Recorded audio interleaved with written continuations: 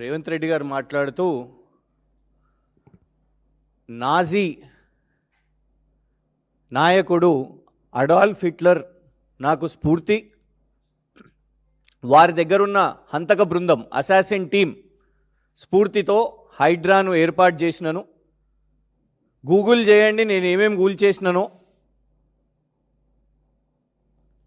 Iran ఇజ్రాయెల్కి పోల్స్తూ ఇక్కడ తెలంగాణ రాష్ట్రంలో జరిగిన పేదల ఇల్లు కూల్చివేతలు, అది ఖమ్మం కానివ్వండి, హైదరాబాద్ నగరంలో కానివ్వండి, మూసీ దగ్గర కానివ్వండి, ఎలాంటి నోటీసులు ఇవ్వకుండా ఇవాళ గౌరవ హైకోర్టే ఎన్నోసార్లు హైడ్రాను తప్పుపడుతుంటే రేవంత్ రెడ్డి గారు ఇక్కడ ఉన్న తెలంగాణ ప్రజల మీద, పేద ప్రజల మీద ఇల్లు కూల్చివేతలు చేస్తూ దాన్ని చాలా గొప్పగా హిట్లర్ తనకు స్ఫూర్తి అని మాట్లాడడం.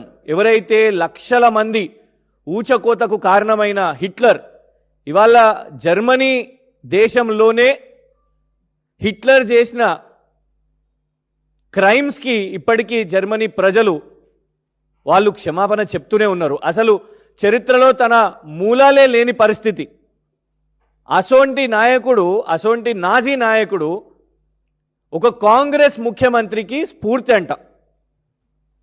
తెలంగాణ రాష్ట్రం సాధించుకున్నది ఆర్టికల్ 3 పార్లమెంటు రాజ్యాంగబద్ధంగా తెలంగాణ రాష్ట్రాన్ని ఏర్పాటు చేసుకున్నది.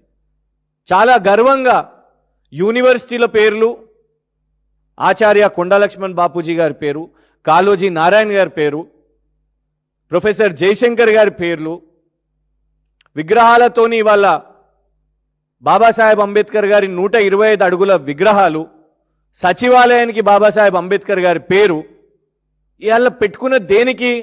తెలంగాణను ఇలాంటి సిద్ధాంతకర్తలు, ఇలాంటి స్ఫూర్తి ప్రదాతలతోని తెలంగాణ ఈ ఆలోచన విధానంతో ముందుకు పోతుంది అని అనుకుంటే రేవంత్ రెడ్డి గారు మాత్రం స్ఫూర్తిగా ప్రభుత్వ సంస్థల్లో ఇవాళ మేము హిట్లర్ తరహాలో హిట్లర్ హంతక బృందాలను మేము తీసుకొని వస్తున్నామని చెప్తారు.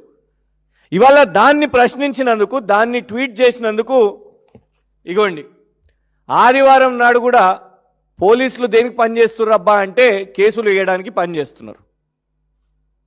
ఇవాళ దీంట్లో ఏమని అంటారు? The video uses provocative language అంట. ఆ వీడియోలో మాట్లాడిన లాంగ్వేజ్ ఎవరిది? రేవంత్ రెడ్డి గారిది కాదా? ఆ వీడియో గురించి ఇవాళ దేశవ్యాప్తంగా చర్చ జరుగుతుంది. ప్రతి ఛానల్లో ఇవాళ అదే చర్చ. ఆ వీడియోలో మాట్లాడింది రేవంత్ రెడ్డి గారు అయితే మా మీద కేసు వేయడం ఏంది? వేయాల్సింది రేవంత్ రెడ్డి గారి మీద కదా.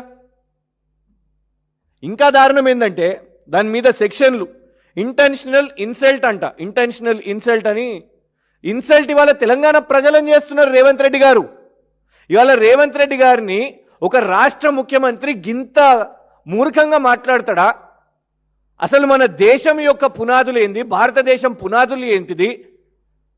మహాత్మా గాంధీ, బాబాసాహెబ్ అంబేద్కర్, పండిత్ జవహర్లాల్ నెహ్రూ గారు, లాల్ బహదూర్ శాస్త్రి గారు, సర్దార్ వల్లభాయ్ పటేల్ గారు, ఇలాంటి ఎంతోమంది నేతల త్యాగాలతోని ఈ దేశం, భారతదేశం నిర్మాణం అయితే రేవంత్ రెడ్డి గారు అడాల్ఫ్ హిట్లర్ అని చెప్పి దేశాన్ని, రాష్ట్రాన్ని అవమానిస్తున్నారు, తెలంగాణ రాష్ట్రాన్ని అవమానిస్తున్నారు. మా మీద కాదు ఇన్సల్ట్ వేయాల్సింది, రేవంత్ రెడ్డి గారి మీద ఇన్సల్ట్ సెక్షన్స్ వేయాలి.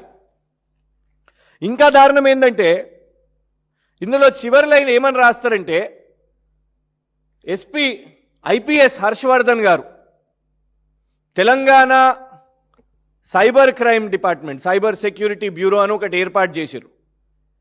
ఇది సైబర్ క్రైమ్ కాదు, ఇది సైబర్ డ్యామేజ్ కంట్రోల్ బ్యూరో లాగా నడుస్తున్నది. ఇది cyber damage control. Revanth Reddy గారు చేసే వ్యాఖ్యలను ఎవరు కూడా రాష్ట్రంలో ప్రశ్నించొద్దు అని, అది మీడియా వాళ్ళైనా సోషల్ మీడియానైనా ఎవరు ప్రశ్నించగానే ఈ డ్యామేజ్ కంట్రోల్ వస్తుంది. ఈ ఐపీఎస్ హర్షవర్ధన్ గారు ఇమీడియట్గా అక్కడ ఎక్స్కి పంపించేస్తారు. అది ఆదివారం కానీ, ఆదివారమే ఇంకెక్కువ పనిచేస్తుంది ఈ ప్రభుత్వం.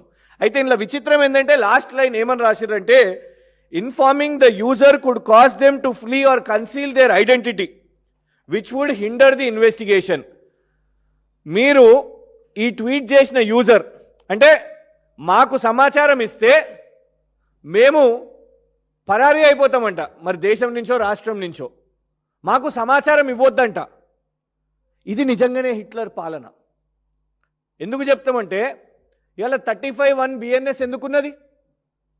గతంలో 43 సిఆర్పిసి ఎందుకున్నది? మన చట్టాలు ఏం చెప్తే అంటే ఎవరు నేరం చేసినా ఎఫ్ఐఆర్, ఫస్ట్ ఇన్ఫర్మేషన్ రికార్డు, వాళ్లకు నోటీస్ ఇవ్వాలి. నంబర్ 1, వాళ్ళ వకీల్కి సమాచారం ఇవ్వాలి. నంబర్ 2, వాళ్ళ కుటుంబ సభ్యులకు సమాచారం ఇవ్వాలి. నంబర్ 3, ఇది మన దేశం యొక్క న్యాయ వ్యవస్థ చెప్తుంది. కోర్టు జడ్జి గారి ముందు, మెజిస్ట్రేట్ ముందు మనను ప్రవేశపెట్టినప్పుడు ఫస్ట్ అడిగే ప్రశ్న, మీ కుటుంబ సభ్యులకు తెలుసా? మీ అడ్వకేట్కి చెప్పిర్రా పోలీసులు అని అడిగే ఫస్ట్ ప్రశ్న. కానీ హిట్లర్ గారి ప్రభుత్వంలో తెలంగాణ రాష్ట్రంలో వాళ్లకు చెప్పకండి, వాళ్ళు పరారైపోతారు అంట. అంటే చట్టాలను ఎంత దారుణంగా, కిరాతకంగా హిట్లర్ గారి ప్రభుత్వం, రేవంత్ హిట్లర్ గారి ప్రభుత్వం వాడుకుంటుందో దీంతోనే అర్థమైపోతుంది.